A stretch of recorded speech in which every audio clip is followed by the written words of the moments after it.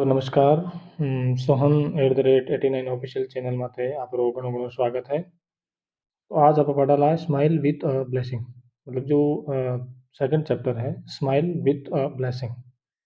Smile का मतलब होता है मुस्कुराना, विथ विथ का मतलब होता है के साथ, ठीक है।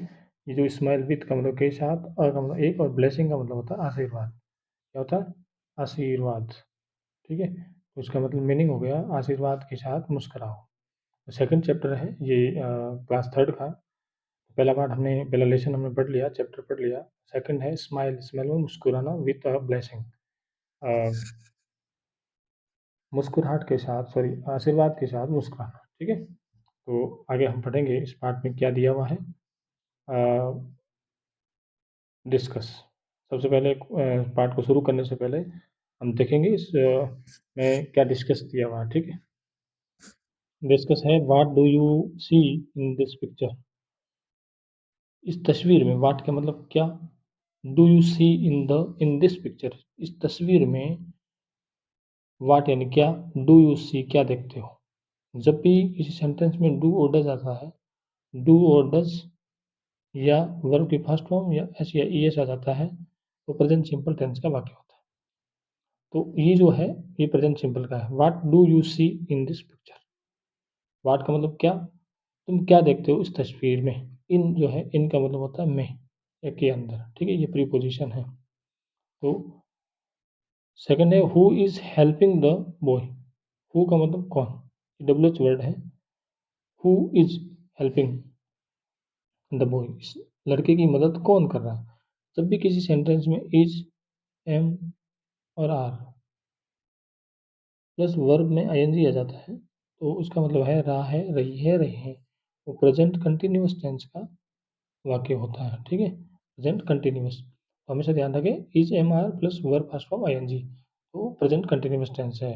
और जब वाज वर आईएनजी आ जाता है तो पास्ट कंटिन्यूअस टेंस है, ठीक है। हु यानी कौन, who is helping the boy, बच्चे की मदद कौन कर रहा है, ठीक है। तो यहाँ जो है have you ever helped someone, have you ever helped someone, यहाँ पर हैज़ और हैव आया है। यहाँ देखो हैज़ और हैव आया और हेल्प्ड थर्ड फॉर्म आया।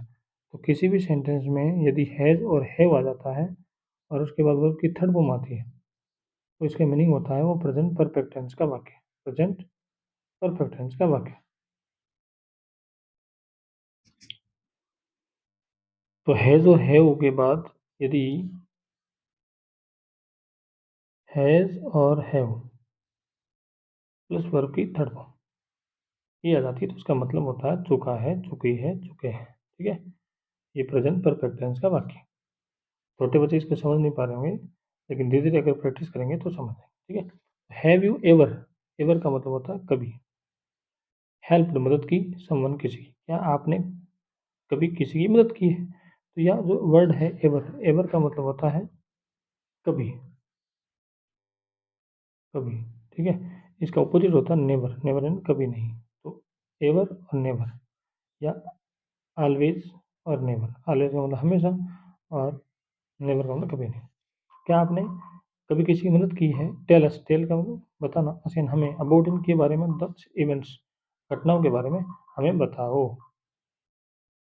Now let's read this story, now अब लेट्स, लेट्स का जो मीनिंग है वो इम्पेरेटिव सेंटेंस है, लेट प्लस एस यूएस, ठीक है। इसका मतलब होता है इम्पेरेटिव सेंटेंस में यूज होता है। रीड इन पढ़ें, दिस स्टोरी, इस कहानी को आओ पढ़ें, ठीक है। ये कहानी हम पढ़ेंगे। यहाँ लिखा है,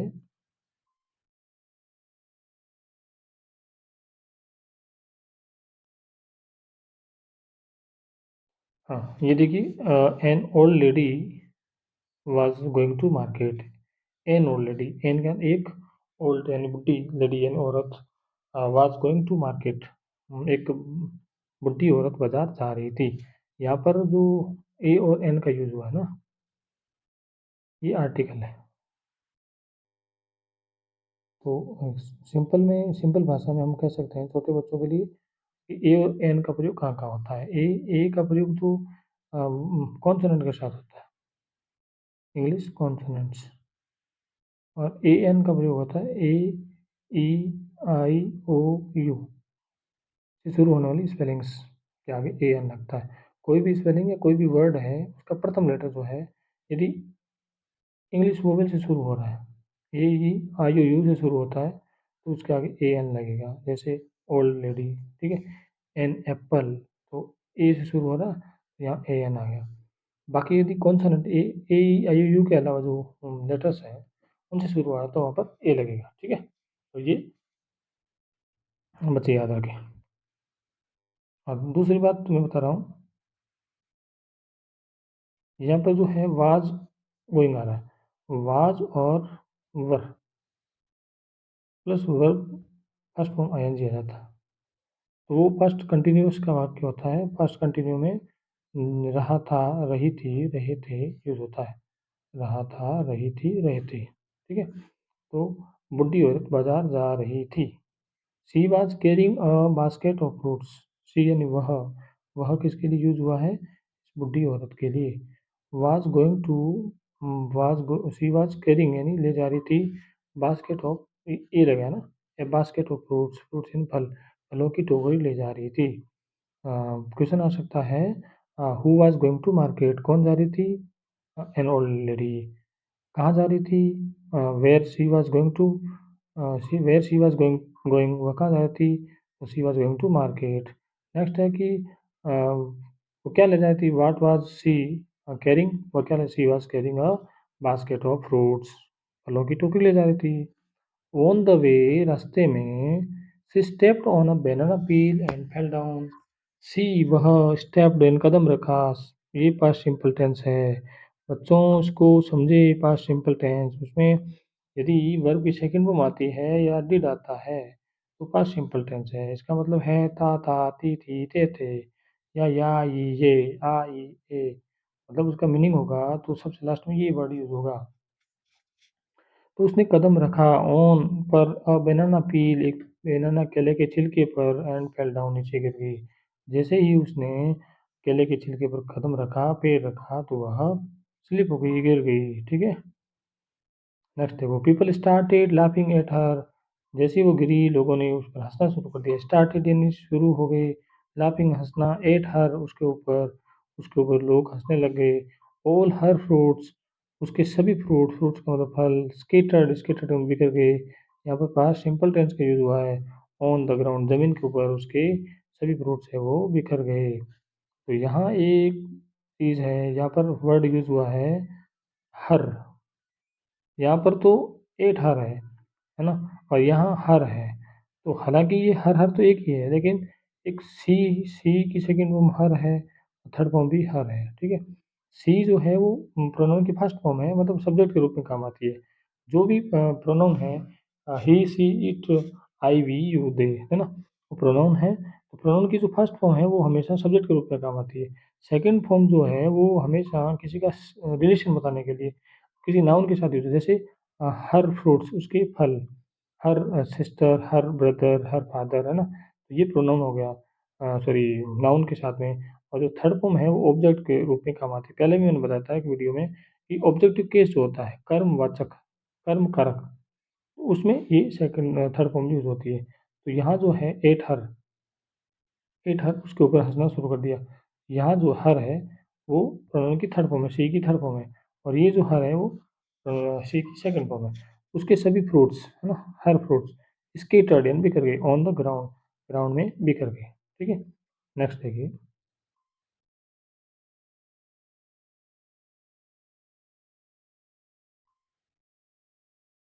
नेक्स्ट है Meena help the old lady to stand. Meena help, देखिए सेकंड फॉर्म हो गया, द ओल्ड लेडी, बुढ़ी औरत को, टू स्टैंड, खड़ा होने में मीना ने उस बुढ़ी औरत की मदद की। यहाँ पर द ओल्ड लेडी, तो एक चीज महत्वपूर्ण है, इंपॉर्टेंट है कि जब कोई नाउन पहली बार यूज होता है तब तो उसमें ए और एन लगता है। जब उसका रिपीटेशन होता है तब उसमें द वर्ड यूज होता है, उसको बताने के लिए, उसके ऊपर इशारा करने के लिए द। जैसे Meena help the old lady, उस बुढ़ी औरत की मदद की, टू स्टैंड, टू स्टैंड मतलब खड़ा, खड़ा करने में उसकी मदद की। यहाँ पर जो है एक टू स्टैंड यूज हुआ है जब एक सेंटेंस में दो वर्ब्स यूज होते हैं, वी आर वी वर्ब यानी क्रिया।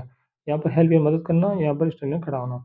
जब भी किसी वर्ड का मीनिंग करते हैं तो पीछे ना लगता है ना, सीधा सा मतलब है वो अ, वर्ब है, ऐसा नहीं खाना। ये तो खाना होता है, एक खाना मतलब भोजन है। तो ये तो जो वर्ब है वो तो ना आया, यहाँ पर ये नहीं है ना? लेकिन स्टैंड इन खड़ा होना, हेल्प इन मदद करना, सिंग इन गाना, गो इन जाना, कम इन आना, ये वर्ब्स हैं। तो यहाँ 2 वर्ब्स यूज़ हुई तो इसलिए इसको सेकंड को वर्ब्स को जोड़ने के लिए टू वर्ड यूज़ हुआ है। इसको इन्फिनिटी टू बोलते हैं ना। नेक्स्ट है she picked up all the fruits. यहाँ भी सेकंड फॉर्म है, पास्ट सिंपल टेंस है। Picked up all the fruits, सभी फलों को उठाया, and put them into the basket. Put यानी रखा, इनटू द बास्केट, बास्केट टोकरी के अंदर रखा।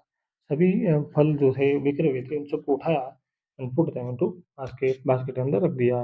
Meena threw, threw second form है, T H R O W, throw यानी फेंका। फर्स्ट फॉर्म है उसकी सेकंड फॉर्म थ्रो, फेंक दिया। द बेनन, यहाँ पर भी द यूज हुआ है क्योंकि बेनन है, नेक्स्ट टाइम यूज हुआ है। The banana peel into a dustbin, dustbin के अंदर फेंक दिया। Oh thank you so much, may God bless you. Oh आपको बहुत बहुत धन्यवाद, मे गॉड ब्लेस यू, भगवान आपका भला करे, आशीर्वाद दिया। Said the old lady, second वो में सेड द ओल्ड लेडी, उस बुढ़ी औरत ने उसको कहा, भगवान आपका भला करे, आपको बहुत बहुत धन्यवाद। इस प्रकार ये जो चैप्टर है इसका एक्सप्लेनेशन है वो अच्छी तरह समझा दिया है। इस चैप्टर को बार बार पढ़ते रहे तब आपको जल्दी समझ में आ जाएगा, ठीक है। अब हम नेक्स्ट जो है नेक्स्ट वीडियो में इसका जो एक्टिविटीज़ पार्ट है वो हम पढ़ेंगे, ठीक है। जय हिंद, जय भारत, आज